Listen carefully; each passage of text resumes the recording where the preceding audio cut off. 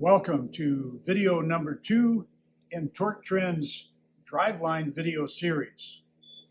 In video 1, we discussed the various output shafts and the differences. In this video, we're going to discuss the available yokes, different sizes and styles, and hopefully help you decide on the right yoke for your build. Let's get started. Yokes are described by the number of teeth or splines in the barrel and by the U-joint size. They could be made from cast steel like this one, or they could be machined from a bar of billet steel like this one. And some are even made from 4340 chrome moly steel.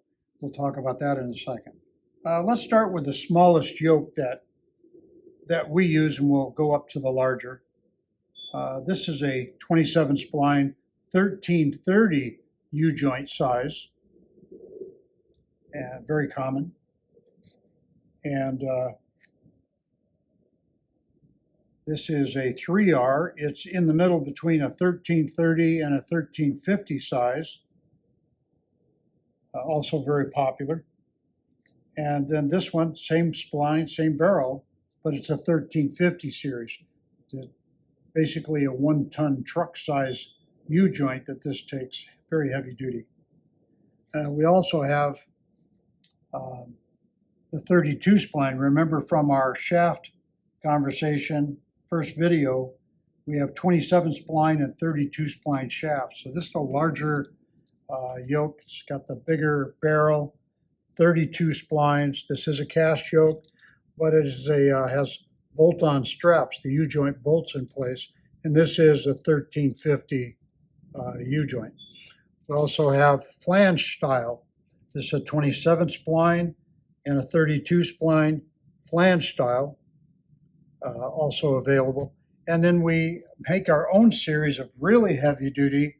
We jump all the way up to a 1480.